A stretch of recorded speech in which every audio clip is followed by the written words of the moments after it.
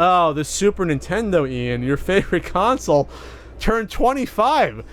We forget it came out in August in '91, even though I didn't own it till that Christmas. I don't think it really picked up steam until that fall. Remember, there wasn't really any launch titles at first for it. No, there was only a couple, and they started feeding them in. You got Castlevania 4 in the fall, and you started to get other ones. But at first, you had what, Super Mario World, and you had what, Pilot Wings. You know, so maybe there was no reason to own the console for the first like 3-4 months, really. Yeah, my buddy got it fairly early on. I think he got it for that Christmas, and that's right. I sell my Christmas presents to get it that Christmas. That's right. I had already had the Genesis. You know, there was at the time I wanted one. I mean, I had no idea. You know, I mean, I was a kid. You know, obviously my impressions of the Super Nintendo had not yet been formed, and of course I wanted a Super Nintendo, but I had just bought a Genesis. My brother and I had bought it together after, you know, raking leaves and shit like that, and there was no way those buffalo leaves. There was no way my parents were gonna buy us a Super Nintendo when we had just bought a Genesis. Sure. They saw that as being plenty, but my buddy Kevin. Stop bringing up your asshole friend Kevin. Well, he was the one who fucking got all this shit. I wonder if it's the same Kevin as my Kevin. It might be the same one. Might have. They're all the same Kevin. They're all the same Kevin. He got it for Christmas, and I mean, that's the thing is I don't really look at Mario World as my favorite Mario. Like now, it's always really been 3. It's always been 3 for me. But at the time, as a kid, I loved Mario World. And I think it was because the Mario I didn't have, you know? So I played it all the time when I went over to his place. I never had Super Mario 2 and 3, so jumping from 1 to that was like, holy shit. Sure. Yeah. But I remember, you know, that was a fun Christmas when I'd end up over at his place, you know, for those few months after, you know, all of us playing Super Mario World and stuff like that. So, I mean, those are my memories of the Super Nintendo coming out. Street Fighter 2 came soon, whenever Street Fighter 2 came out. 92. Yeah. Later 92, or I think it was summer 92. Yeah. We played the living hell out of that game. And I was not I wasn't like super good at it, and bought a Capcom World. Remember Capcom World? Bought a Capcom World for $80. $80 in 92 money. That's a lot of allowance. I remember him being a dick, and he knew how to do the Dragon Punch before I did, or not the Dragon Punch, the Hadouken, and he wouldn't tell me how, and I figured out. You read the instruction manual? No, I didn't know where it was. I don't know if he fucking hit it or what.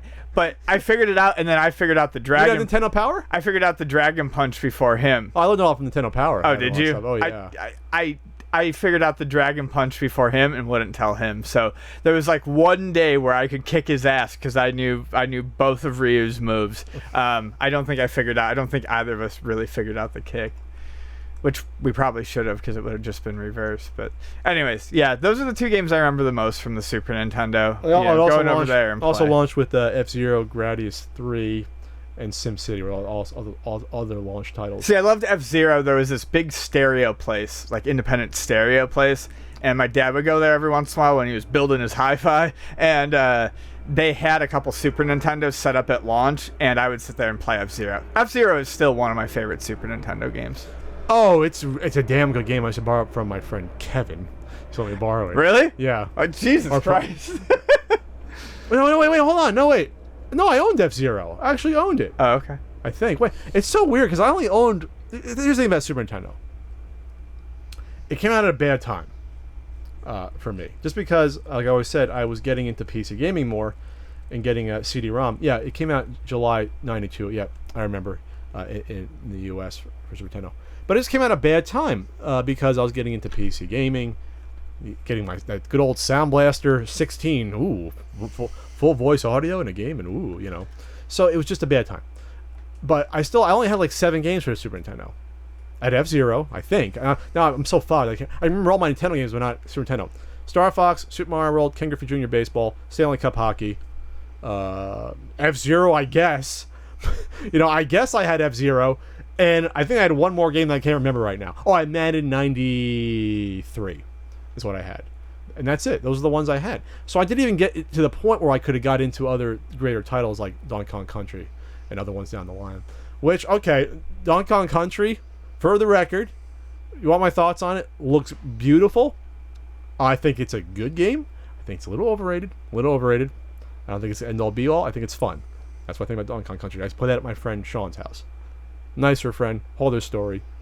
Anyway, so I never really got into it, and that was the time I was getting out of Nintendo Power too. So that was like the wind down.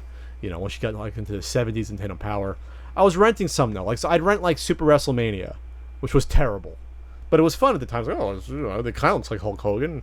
No special moves from anyone, but whatever. Everyone has the same 7 moves: a body slam, a throw, a fucking elbow drop, and that's it.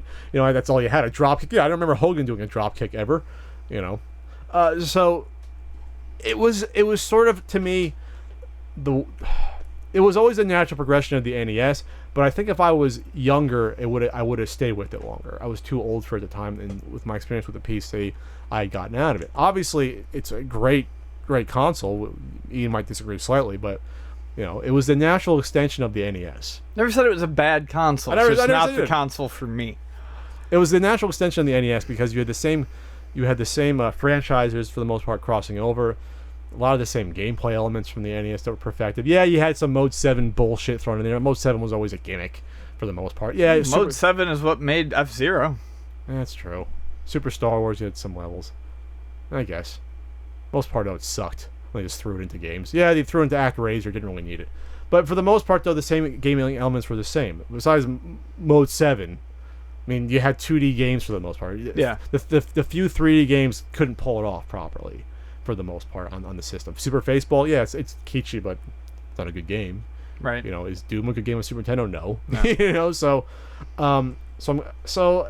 it's sort of the reason why I never want to get like a full Super Nintendo library. That's one of the reasons why, is because to me it wouldn't feel right, because I never had that attachment to it like I did the NES or TurboGrafx 16, or even Master System to a smaller extent. Just never had that attachment to it, and it sort of faded away out of my childhood. It just sort of like Street Fighter 2, Star Fox, some, you know, editing all the player names in Ken Griffey Jr. Baseball, only to have the game freaking lose it all in the battery. We have to redo it, put shitty Bobby Bonilla's name back in on the Mets, and that was it. It was sort of like, it just sort of like never got going for me. It was like, yeah, it was always like one game I played, but then gone. Or renting. Like I probably rented a lot more games than I ever played. Like, I think I probably rented like Maximum Carnage, for example, and rented even probably NBA Jam. Or it was a game. It was probably a console I even played probably more at other people's house, playing it at my friend Jeff's house, playing like NBA Jam at the time, or my friend Joey's house playing NBA Jam, and then complaining that it sucked compared to the arcade version because everyone looked the same and it was only 2 heights. You know, stuff like that. You know, so it was always like spoiled for me, I think, that, or, you know, hating Mortal Kombat on it because there was no blood, but then sticking around and playing my friends having Mortal Kombat 2. Oh, Mortal Kombat 2 was actually pretty good on the system. It was pretty close translation. So it was always like in and out of my life, and I always forgot it was there. And that's the best I can say about it. My experience never got even 10% of what I got with the NES on Super Nintendo. So how is it to be remembered today? Oh, well, we'll see in 5 years when they come out with the Super Nintendo Classic Edition and see how well that does.